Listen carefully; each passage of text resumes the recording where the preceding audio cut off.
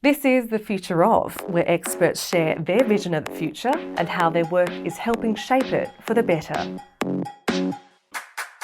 Kaya, I'm Sarah Talia, and on behalf of the Future Of team, I'd like to begin today's episode by acknowledging the traditional custodians of the land on which we meet today, the WAITOC people of the Noongar Nation, and pay my respects to their elders past, present and emerging.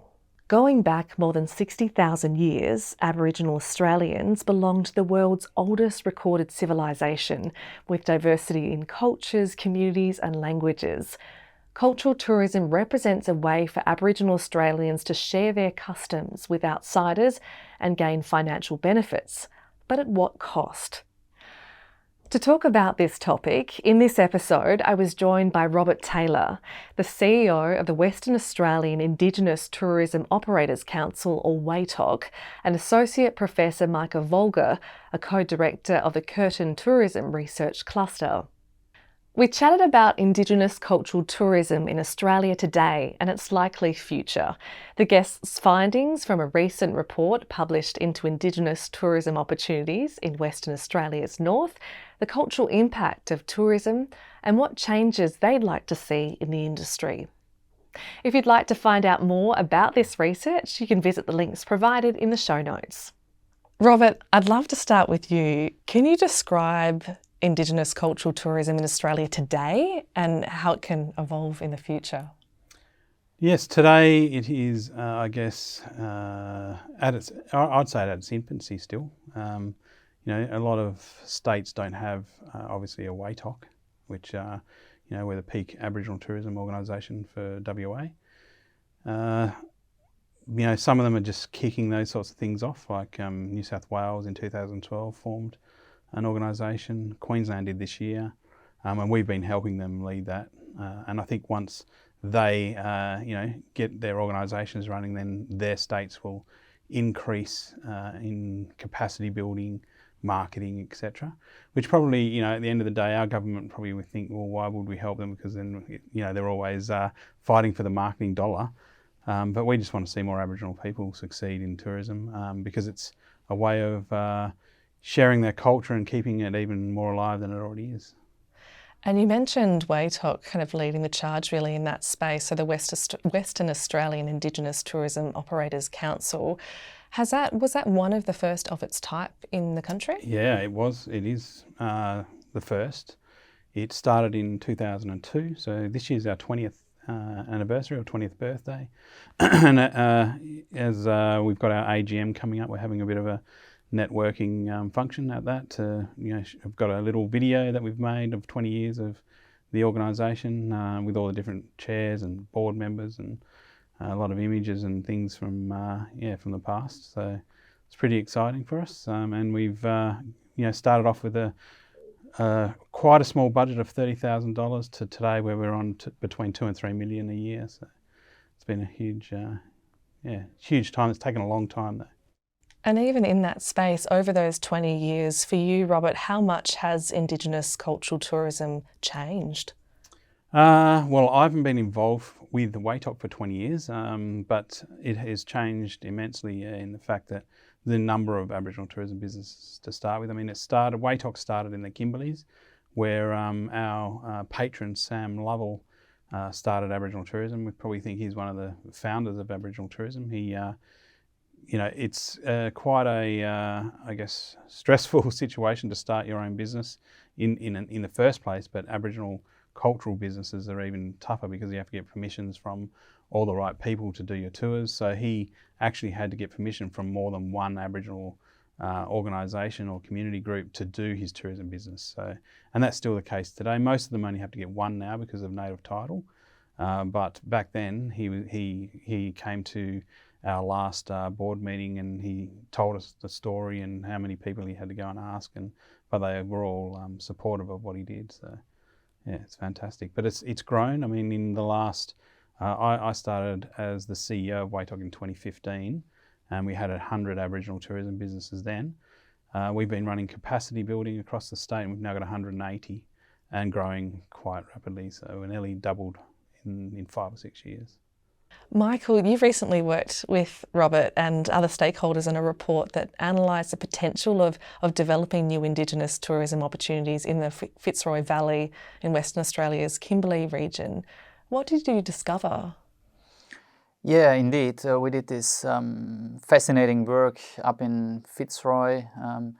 Life in the Fitzroy Valley is very much centered around the Fitzroy River, or as it is called in one of the local languages, the Martuwarra. And also the Indigenous interviewees who we talked to, they very much stressed the importance of the river for their country. So everything starts and ends actually with the river, and that includes also tourism there. So the study had two components, also as a consequence of that. So in the first part, we looked at whether it makes sense extending the national park around the river from a tourism point of view. So that was one part, and we did mostly some market research. And in a nutshell, the finding was that extending the national park there does help. There is an increase, or the numbers show there would be most likely an increase of around 9% of visitation if the national park is increased, which can translate into 13 million more tourist expenditure, which can be translated into more than 100 jobs in the area.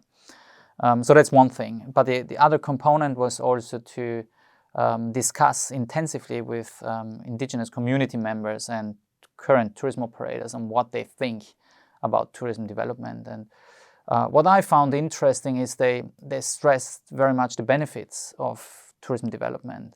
They said it has, yes, economic benefits, such as obviously job opportunities, and in that it allows for so-called indigenized jobs to emerge. So jobs that Indigenous people like to engage with, that allow people to stay on country, that work on country, that build on traditional skills and ways of life and worldviews of Indigenous people, such as storytelling or locating, tracing food, water, taking people out on country and stuff like that. So they stress this economic benefit. They also very much stress the cultural benefits around it. Many said that Aboriginal tourism is an opportunity to support reconciliation in Australia. It is an opportunity to bring people together and share cultural views and also educate people about Aboriginal ways of life.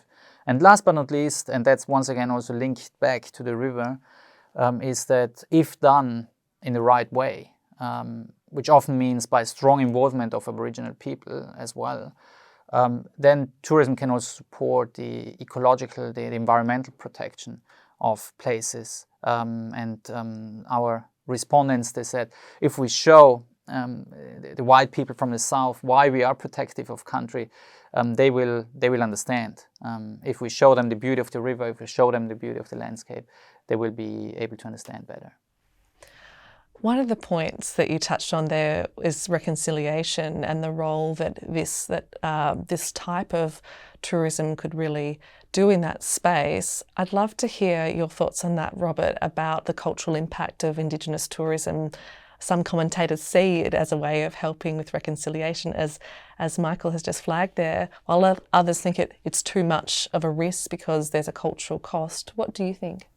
No, look, it depends. Some, organisations, Aboriginal organisations, see it having too many tourists tramping around on the country is an issue. But we as our organisation and a lot of our members that are in tourism think the opposite, because the more Aboriginal people are out there on country doing tourism products, they can help control the people that drive their $100,000 vehicle, dragging their $100,000 caravan through sand dunes or places where they shouldn't be, because they're there. But when they're not there, then they can just go and run riot wherever they want. So look, we believe it's supporting protecting the country more so than if there's no one out there doing it, because the country's already been torn up quite a bit by mining. And I know that in Fitzroy, for example, there was some talk from some of the mining conglomerates around taking water from the river for their cattle farming, which, it's a breeding ground for swordfish, which I don't know if a lot of people know that, but they come right into the Fitzroy to breed before they go out.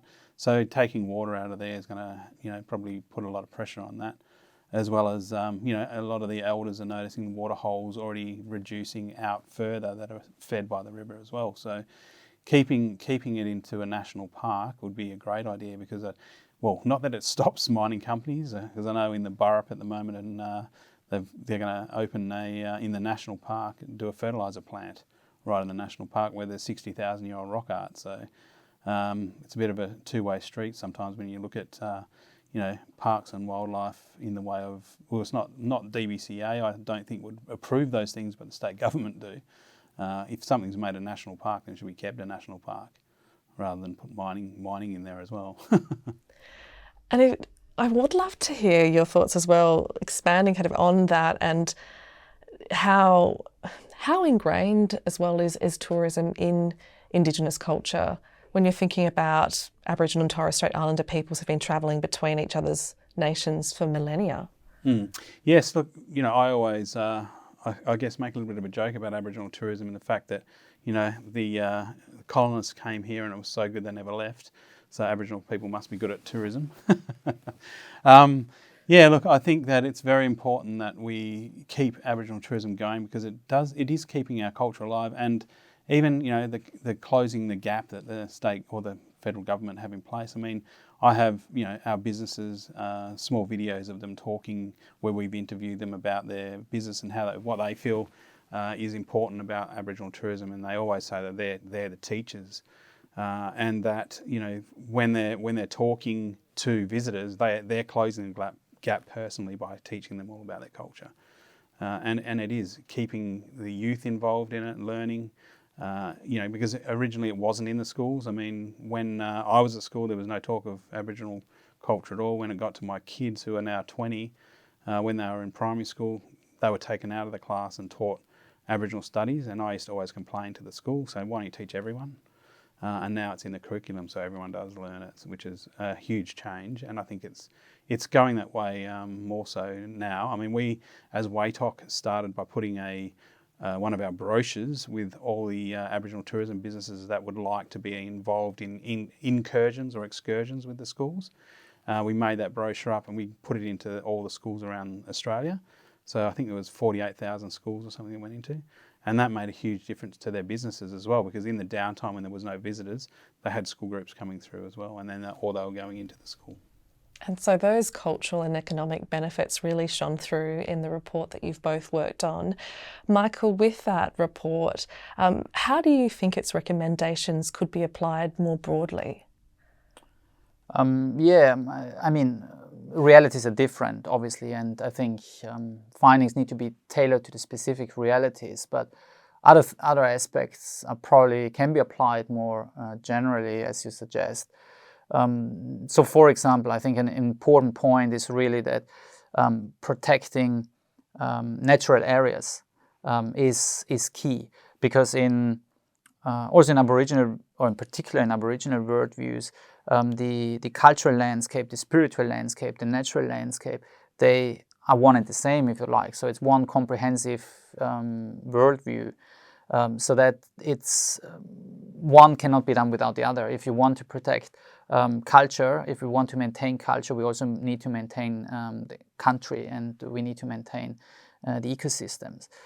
So I think that finding, that supporting national parks, protected areas, that's probably can support Aboriginal tourism in a variety of places, I would suggest. It can also motivate, I think, Aboriginal operators by showing that the government, or whoever, understands their points of view and understands where they come from. So I think that's an important finding that can be generalized.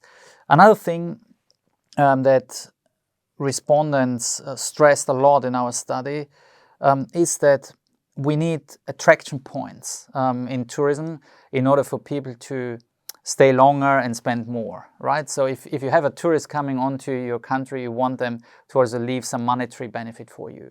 That's I think is to some degree also at or one aspect of tourism, right? In order for this to happen, you need to have what we call attraction points. An attraction point is more than an attractor. So if you have cultural diversity in a place, then this might be called an attractor, and that's an opportunity to do tourism. But in itself, it's not already accessible. A tourist maybe does not know how to book it, does not know who to contact, and so on and so forth. So it needs to be transformed into an attraction point, and this can take many forms. It can take in the form of long hiking trails. It can mean museums. It can mean mountain bike trails. It can mean guided tours. It can mean self-guided tours. It certainly also would mean, in many circumstances, high quality accommodation, because this also helps people staying in one place and staying for longer in one place. And in many remote areas, this can be an issue because people just travel through.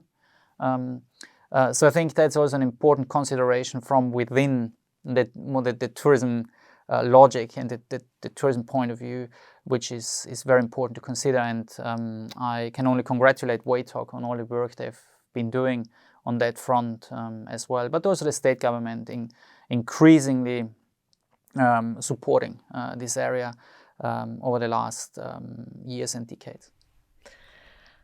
We've been hearing a lot about Fitzroy Valley and the potential that it really has in Indigenous cultural tourism space, but can you take us there for a moment, Robert? I'd love to get a sense. I haven't been there, and for those who haven't been able to make it, can you describe what some of the attractions are and the beauty of the area? Yeah, sure. So it's got some great history. It's got a trying to remember that Michael might know the name of the reef that is out of the water there. It used to be a part of the reef system. I can't remember. I don't know whether you know the name of it's on the tip of my tongue, but I can't remember. I've been through some tours that we have there who talk about it. But so it's a very old history. It's also got obviously Aboriginal colonisation stories as well, through Jundamurra, which was an Aboriginal warrior from the Bunaba people that went through that area as well. But it's got some great attractions in tour products already. So Mimby Caves is just out of Fitzroy, and they've got some great products in the caves. They're talking about some of the history of those caves and where Aboriginal people lived and at certain times when they moved around during the seasons, as well as there's other cultural products that are operating there, and actually it's one of the probably few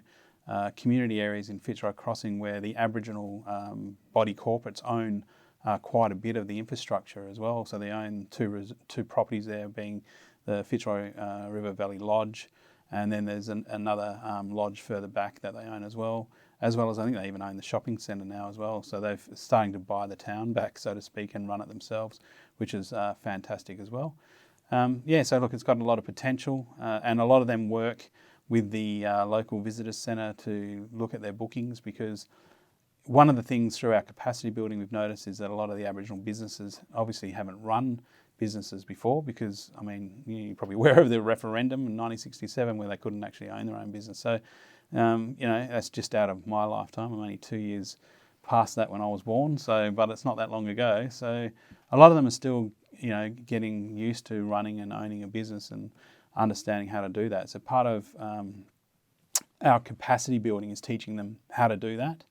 And again, WAITOC's advocacy has led to what Michael was just alluding to, the state government's support now through that GINA plan that's just been put out. So there's $20 million that was put out a couple of years ago. Everyone thought that WAITOC was getting $20 million because we were so strong in putting the advocacy out there, but we actually didn't. So we've got some of the outcomes in there that we were already sort of working on through other funding avenues like the Aboriginal Tourism Academy. But one of the things we have started is an Aboriginal Tourism Business Hub, which is supporting that exact thing, the back end of the businesses, so they understand that they need to keep their receipts, do their accounting. A lot of them, there's about 180 businesses in WA that probably 20% of them have online bookings. And that's one point that Michael just made there as well, is that, remotely, it's tough to get the internet first off. So it's really tough for them to be online bookable and get their itineraries. So that's where we're, in that area particularly, the visitor centre have taken that role over. So I've even tried we get inquiries through WAITOC book a busload of people on one of the tours, and he said, no, look, you'll need to go to the visitor centre because they take all my bookings, which is a smart move because then he's just paying them a commission and there's a whole lot of work he doesn't have to do. He can just go out and do his tour business, which is what they really enjoy doing. Michael, what can Australia, I mean, you're probably going to circle back to a couple of points that Robert has just made, but what do you think Australia can learn from other countries like New Zealand and Canada that really embrace Indigenous cultural tourism? Yeah, before we look overseas, I think we need to once again stress that Western Australia, and in particular due to WAITOC, has been a benchmark within Australia. I think we should recognise that, and it's been really due to the hard work of Robert and his predecessors of making that happen. But having said that, there's obviously other realities, global realities, which we can learn from and which might also be considered to be further ahead in some of their engagement with Indigenous tourism. You mentioned New Zealand, so I'm not an expert on the details there, and it might be good to also speak to or read the readings of Anna Carr, for example, from the University of Otago, but to get the details. But in my impression, so there are some commonalities with New Zealand. For example, what both Western Australia and New Zealand have is this institutionalized representation of Aboriginal tourism operators. So we have WAITOC, they have New Zealand Maori tourism, I think it is called. So there is some sort of an organization which supports them. I also think, and I think it's very strongly emphasized also in Anna's reading, as I mentioned writings, as I mentioned before, that also in New Zealand, and it's the same in Western Australia, at least according to our interviews, most operators, they don't do their business just because of the business, just for the sake of earning money, but also because they want to achieve some sort of social change, if we like. So there's often this broader approach. So there are some commonalities, if you like, but in New Zealand, so I think, in my perception, and I might be wrong, but it feels like the involvement of Maori values, worldviews, people, seems to be a bit more generalized when it comes to tourism planning, when it comes to writing tourism strategies, which probably is due to New Zealand having a treaty, right, and Australia there not being a treaty. But I feel at least Western Australia is making progress towards that, and Robert mentioned the GINA Aboriginal Action Plan, which is, I think, is also to some degree a signal of that. I also feel New Zealand has a bit more diversity in terms of business size, Aboriginal business size, Aboriginal business governance perhaps as well. So obviously there are also a lot of small micro businesses, often owner-operated, but there are also examples of larger corporations, Aboriginal corporations being involved in tourism. There is one famous example on the South Island where such an Aboriginal corporation actually owns a whole portfolio of tourism businesses. That's I feel still a bit of a difference to Western Australia, and having a multitude of business sizes also has a number of advantages. You can diversify your pricing, you can diversify your products, you can it's easier to build up startup capital and investment capital to innovate and implement and experiment with new ideas. So I think that's also something that's interesting to observe. And let me make a last point that comes to mind, which New Zealand has been experimenting with so-called visitor pledges. I think they call it the Waitaki promise or similar. So these visitor pledges are a form for visitors to promise that they will respect country, that they will look after country, that they respect culture, and so on. I'm not sure I don't know whether there is a lot of, or whether they work. I've never seen research around that, but I do think it's a really interesting initiative to educate visitors about the importance of cultural values and natural sensitivities, and so there might be an opportunity to experiment for us over here as well. Robert, you were really nodding your head towards the end of what Michael was saying there. What was going through your mind? Yeah, so I guess I could probably start from Maori tourism. New Zealand Maori tourism is a little bit different to WAITOC because it's an actual government organisation opposed to WAITOC's independent. And I think 2018 is when they had the World Indigenous Tourism Summit, which we're hosting here in Perth next year in March. But when I did a presentation there about what WAITOC does in the way it does its marketing, advocacy and capacity building, I sort of stirred up a hornet's nest because Māori tourism just do marketing and advocacy.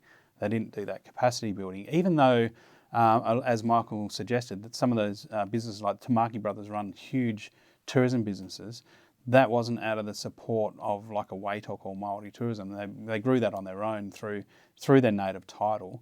One of the things I think to point out there is also the size of New Zealand compared to Australia and even WA. And I think I did like a landmass sum. I think New Zealand fits like 9,000 times into WA alone, I think, or something in the landmass. And when you look at they've chosen one language for their whole country, that'll never happen in Australia because there's over 300. You could never come to a consensus to do that.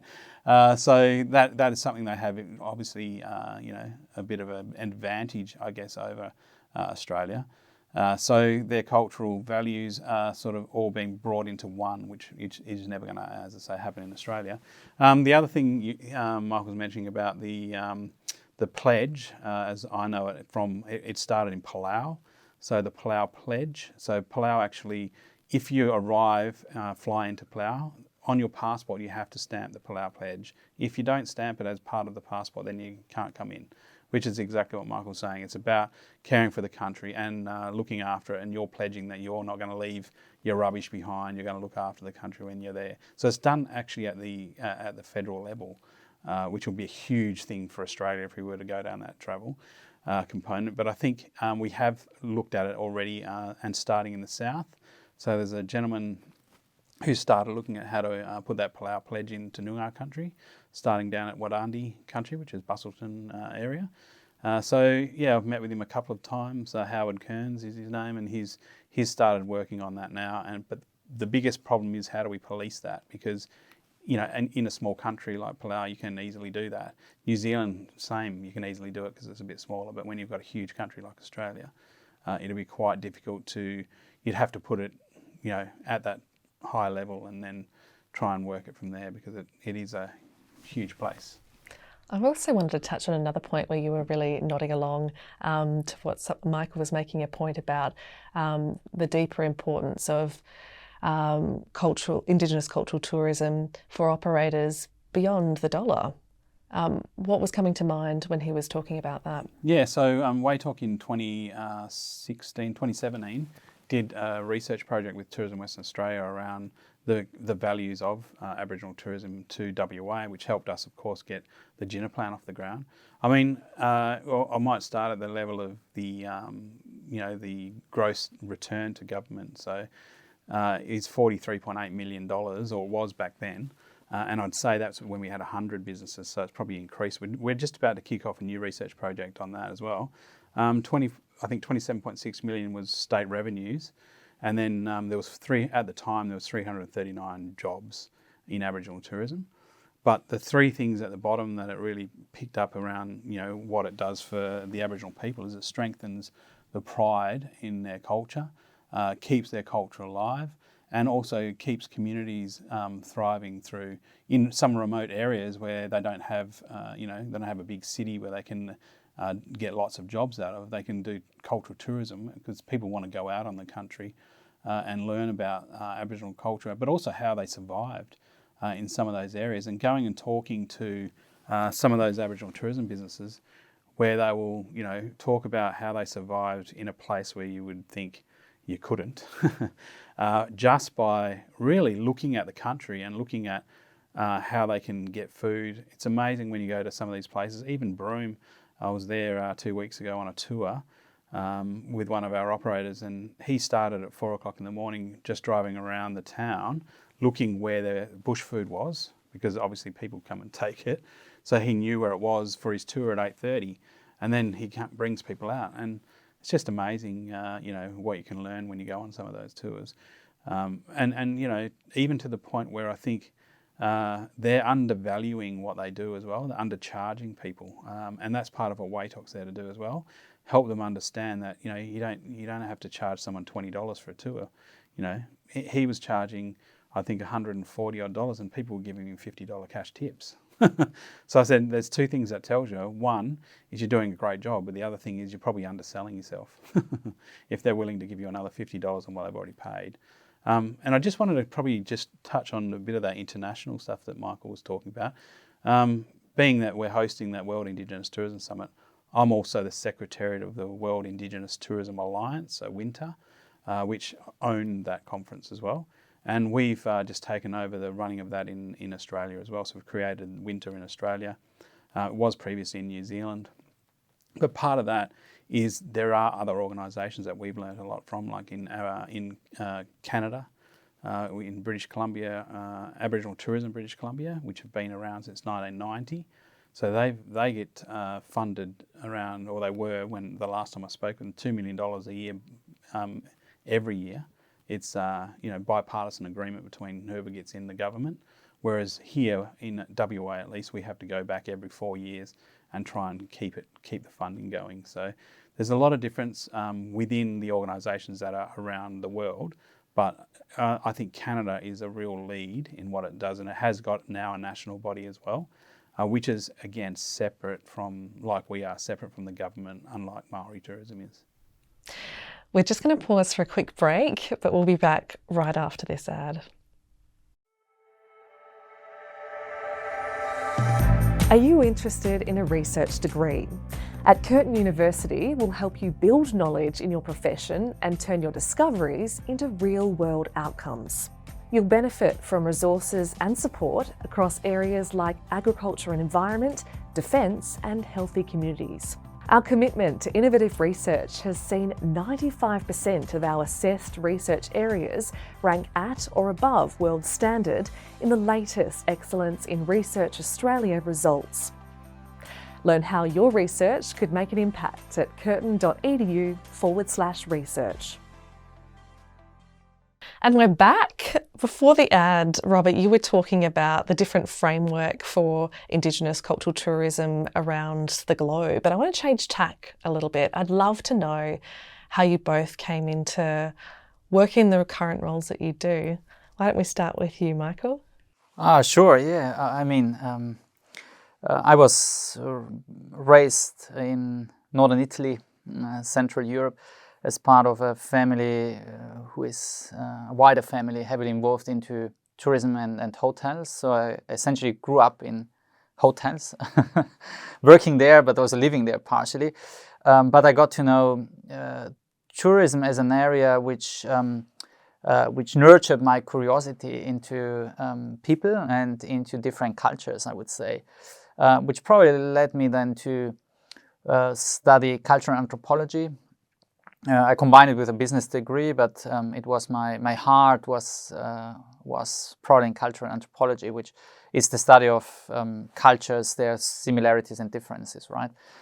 I was pretty much focused on African cultures, learned an African language, and so on and so forth. But always kept an eye close on tourism.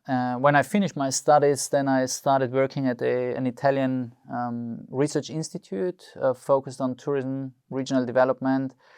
And this work there also allowed me to visit Western Australia for the first time in 2015 at Curtin University, which was a very fascinating visit, both from a institutional point of view, but also from a landscape point of view, from a cultural point of view, and so on and so forth, which convinced me that this could be a place for me to live. Anyway, I continued working while I went back to Italy on a number of projects in Western Australia, which ultimately then allowed me to join Curtin as a staff member in 2017.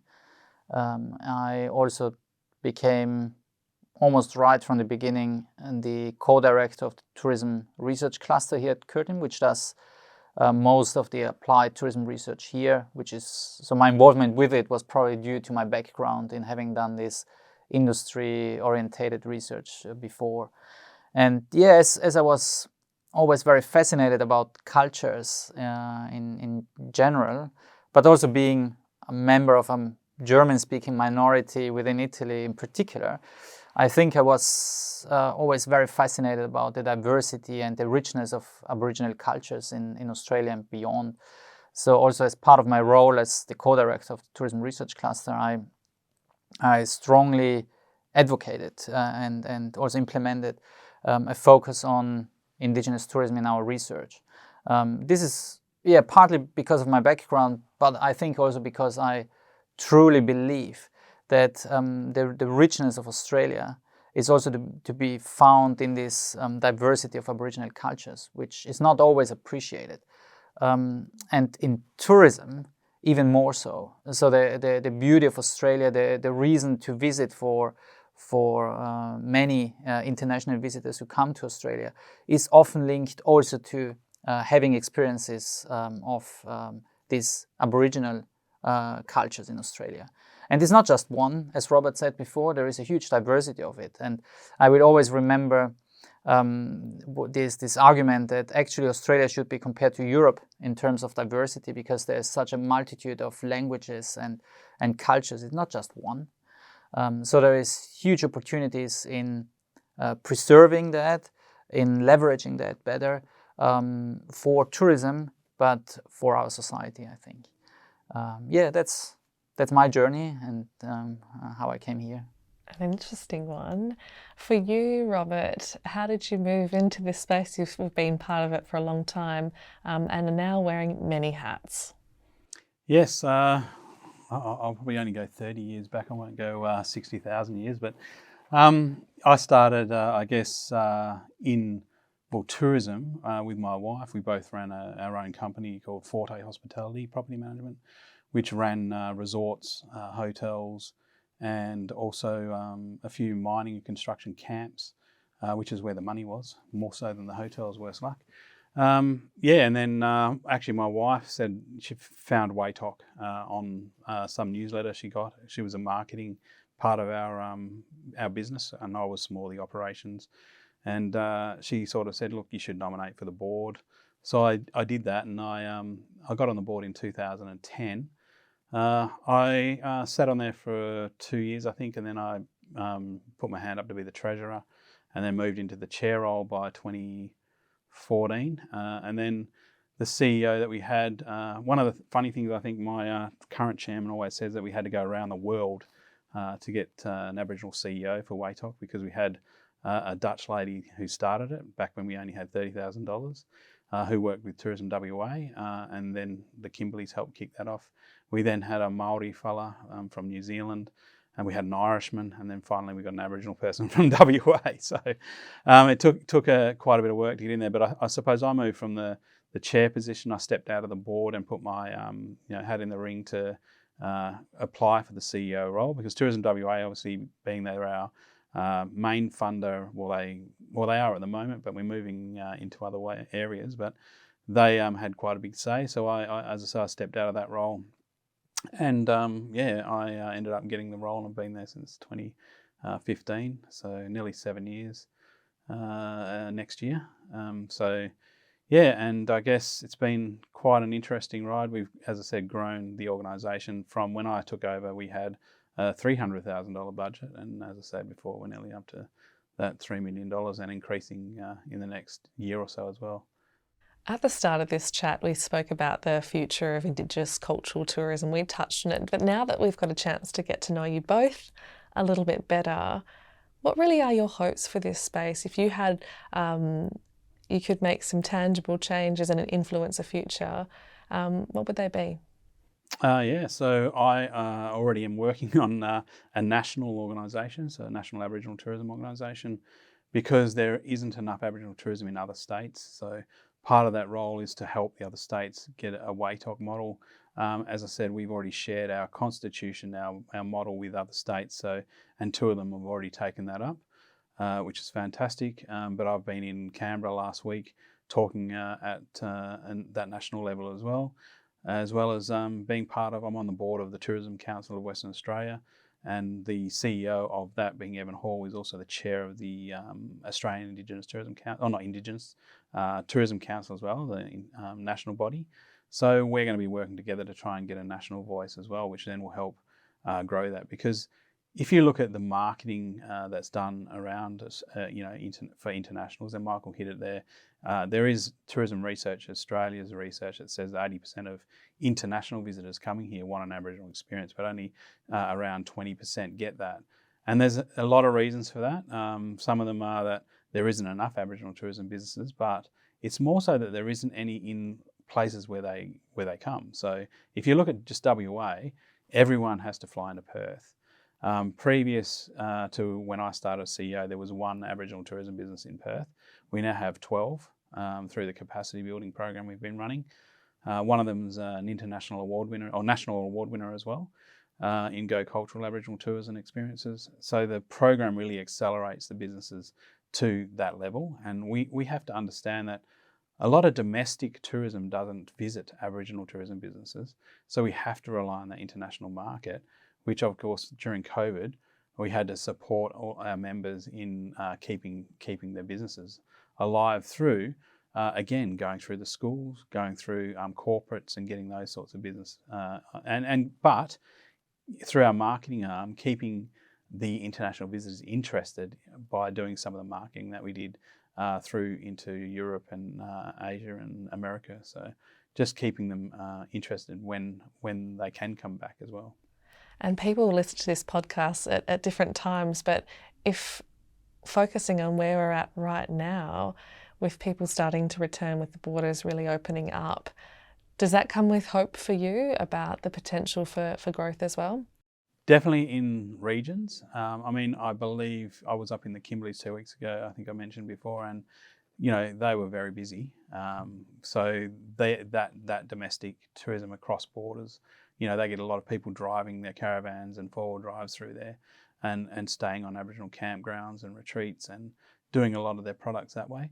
International visitors, again, as I said, they fly into Perth. They don't have another $2,000 to go up to the Kimberleys and back, especially, and Kununurra actually is one of those areas that really gets, a bit of a poor representation from the internationals as well, because the flights to get there are so expensive. I think the last time I wanted to travel there for a forum, I couldn't actually go. It was $2,500 return flight, plus then you had to obviously get hotels and things. So it obviously, with fuel prices going up and or just increase the flights at the moment are very expensive, and when it's out of reach for internationals, when they've already probably paid $5,000 to $10,000 to get to Perth, can they afford to go there, as well as how long they're here for? Unless their plan is to go directly there, they're not going to stay in Perth for a few days and then go there, because they don't have the time. Then they'd have to fly out, because you need at least a couple of weeks to stay up there so you can see your way around. For you, Michael, what are your hopes looking ahead for Indigenous cultural tourism? Yeah, I would like to make 2 points here. One is a more generic one. As I think tourism is very much embedded into the society. So tourism doesn't happen in a factory or something, so it happens in the middle of our societies. So therefore, I believe that the prosperous, positive future for Aboriginal cultural tourism is obviously also very much linked to having a positive future for the Aboriginal culture in Australia, or I should say the Aboriginal cultures in Australia. So I think that's a very important point. So protecting the languages, making sure that we don't continue to lose further languages, dual naming of places, which is happening to some degree, but probably can be accelerated, and so on and so forth. So I think it's to make sure that Aboriginal cultural tourism has a positive future. We also need to make sure that Aboriginal cultures are respected and valorized within Australia. I think that's the basis. Flipping that argument on its head, I would also hope that Aboriginal tourism can make a contribution towards that. So that, as we discussed earlier, that by showing people the beauty of these cultures and how it is embedded into the landscape, into the country, they will understand. So domestic tourism is actually very important from that point of view. And in addition to that more generic thought, I would like to focus on youth. I would hope that Aboriginal youth can be motivated even more so than today to engage with Aboriginal tourism, because we need youth, because we need succession in businesses, we need the energy of youth, we need the creativity of youth, so it is really important to involve them, because it keeps them also off the streets. It makes sure that they do something which is hopefully also beneficial for themselves. I think there important steps are being made in that direction with WAITOC, with the Gina Aboriginal plan. There is a lot of capacity building.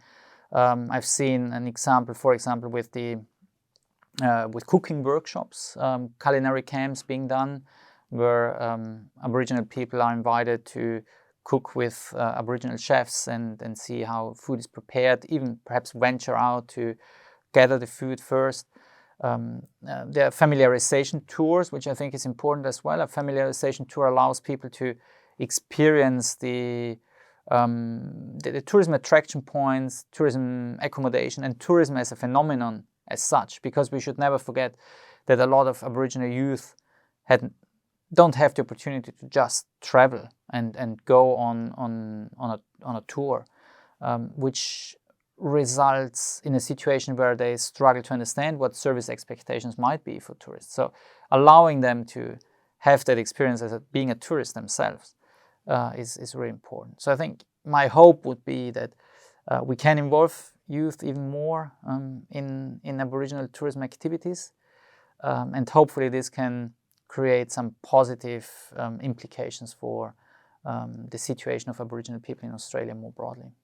I saw you smile there at the end. Does that ring true for you, Robert? Oh, definitely. It's just that we've got to fight against the dollar. I mean, the mining companies offer so much money for people to go and work there. We've nearly lost businesses just because they do. Tourism is a vehicle, I guess, used to get those social returns. The dollars involved is more. It's more a lifestyle business than it is to make a lot of money. So young people fight against, earning the dollars in a mining company, even though they're against the mining happening. It's still the dollars that they're going after, and they can get the money out of it. So it's a bit of it's not a good situation, I suppose, for some of those communities where the young people are just going and working in the mines to get the money. Well, then what would your words of advice be for anyone hoping to move into that Indigenous cultural tourism space, potential operators, about the sense of pride that can really come from that? Yeah, I think one of our operators, in fact, he's just stepping off the board this year. He got some young people into his tourism business working as tour guides, and I said to him once, how did you do that? Because a lot of them struggle, especially around Fitzroy. There's a gentleman there that has been doing tourism for years. I think Dylan Andrews, I think he's now, he tells a story. He's a direct senator of Jundamurra, so he tells that story along there, and he's been trying to get youth for years, but he loses them every time there's, the season changes, because once there's a big gap, then they disappear and do other things, and then he has to struggle to get them to come back again. But I guess Clinton's thing was that he sold the lifestyle. He said, do you know that if you want to go fishing, if you want to go mud crabbing, people will pay you to take them to do that? And they were like, really? So all of a sudden they realised that they can do the fun things they like to do and show people their culture and get paid for it, even though it's not the $250,000 a year. But they can do the fun things which they wouldn't do if they had to do the $250,000 a year job. Yeah, there's value beyond the dollar, isn't there? Yeah. Thank you so much, Robert and Michael, for coming in today and sharing your perspectives about Indigenous cultural tourism and its real potential and value in so many ways. Thank you. Thank you. You've been listening to The Future Of, a podcast powered by Curtin University. As always, if you've enjoyed this episode, please share it. And don't forget to subscribe to The Future Of on your favourite podcast app. Bye for now. you.